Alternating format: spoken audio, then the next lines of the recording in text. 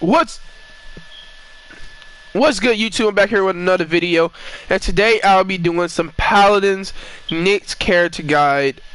This is my personal character guide to Nyx. You don't have to follow it, but this gives you some good tips and advice while playing Nyx and Paladins. Now, before we get into the video, make sure you like, sub, and share. Make sure you tell your friends about it, because you never know, you might have a player that plays Nyx. With this new channel, I'll be going with this new, not new channel, with this new series. I'll be going down on every Paladins, doing a breakdown of their character, some overall stuff. Like, what you mean by stuff? I'm doing their abilities, what I think, how the character should be played personally. But I'm just giving you basically a gateway to how to play that character, basically. So first, we start off with Nyx, and we be moving on. So with Nyx, you get 3 talents. You get Shadow of Force, Abyssal Breach, and Subjugation.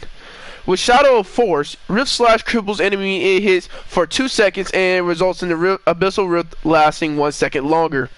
Abyssal Breach, enemies that pass through the Abyssal Fortress are revealed and take 10% additional weapon damage from you and your allies for 3 seconds. Reduce the Abyssal Fortress cooldown by 2 seconds. And you have Subjugation. Royal Persistence reactivation not only hits the first enemy in its path and instead roots them for 2.25 seconds. Increases the range of activation by 50%. So I made a build for each one of these to showcase. So we're going to go start with Abyssal Breach.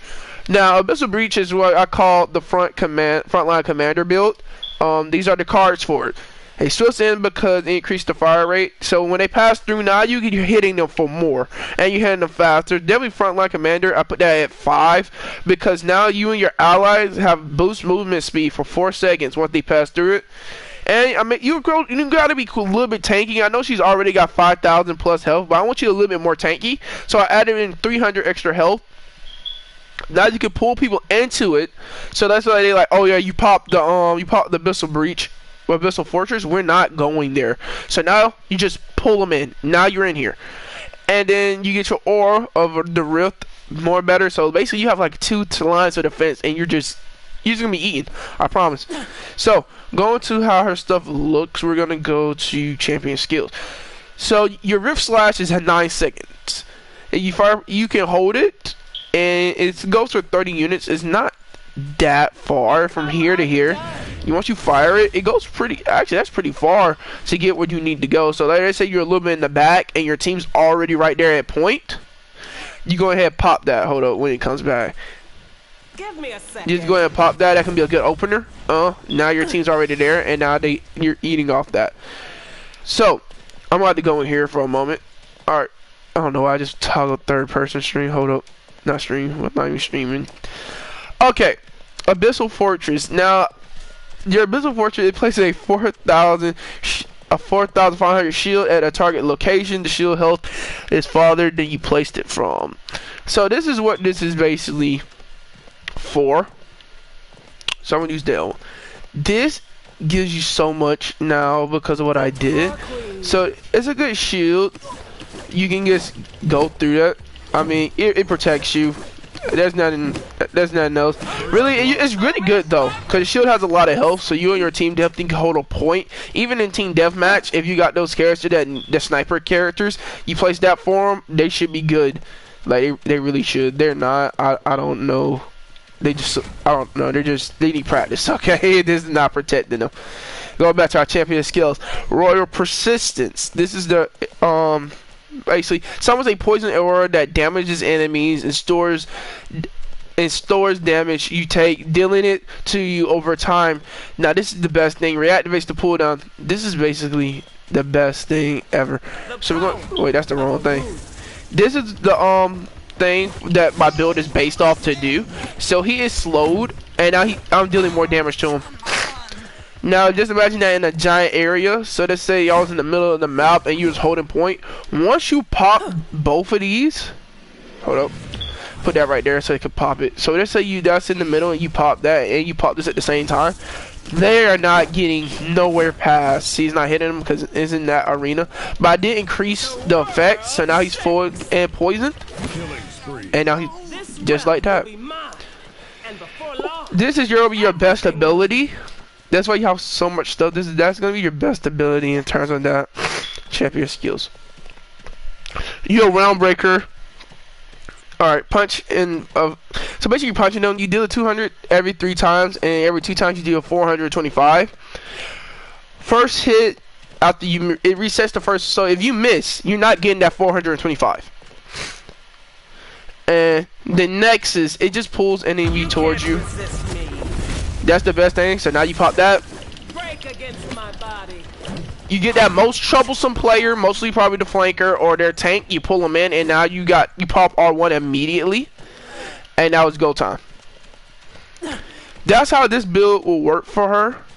The royal treasury is full. That's how I prefer this build to work for her, because you're supposed to be the best person out there. You're dealing the debuffs, you're dealing the most attacks. Well, in this case, you're just a giant tank that's dealing debuffs in this case, and got a good damage output to back it up. What I would suggest for her, when you're doing this, Guardian. I would suggest Guardian. Life Rip. Let me see. No. Yes, that, because you're going to have to be dealing with some Wrecker, Life Rip, Guardian, and Morale Boost. That way you can just keep pulling in my high value targets. This just for that build. So we're going to switch over to another build. Swap loadout. We just did a Abyssal Breach. Now we need to use a Shadow of Force. So with Shadow of Force, and this deal with your Rift Claws. So let me go back to that. Swap loadout. Rift. Alright, so basically your Rift, I made this all about your Rift Claws and what it does. So I reduced the cooldown of the Rift Slash. That's gonna be your primary thing. I reduced the cooldown of it, so it goes out faster and it stays longer. And I increased the aerial effect for it. Also, you go Frontline Commander, I kept it because you're gonna be holding an area. I increased the movement speed after you do it. And I increased, like, the more you hit them, the more and they're poison, so you're getting health back for hitting them into poison. So that's gonna be the Rift ability. So you see she has her base health, but you get more. So once you pop it, because it goes pretty far, bam, now it's in a longer. Now just go, and they're still marked, so they're still poison, and you're getting them both in this Rift. You're just eating. You're eating them at this point, and it comes back faster. So you can just pop it again. Just keep popping it. Getting out them high value targets that you need.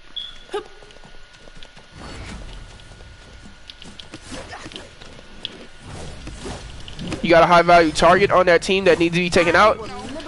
It affects more people within range. I think I can show you better if I go to the Victor side. Yes. Nope, this is not the side. Oh, no. So you see how more? Nope. I swear if I just walked around this whole thing. Alright, here it goes. So let's see from how far I can go from here to here.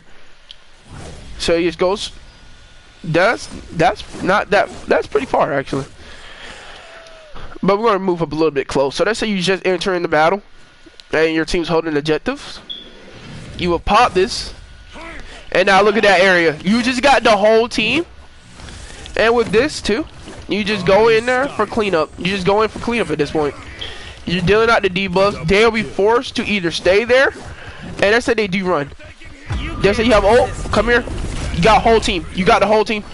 To break down the walls between the realms. Each team is stunned, and they're in your area. And now your team can just do cleanup. Now that's how this build is so supposed to work. Getting out that high damage. Just continuously using this. So this is gonna be your baby whole match. You getting that hits off. You getting out a lot of damage. Area effect. She's all about her area effects, people. Now the last one is subjugation.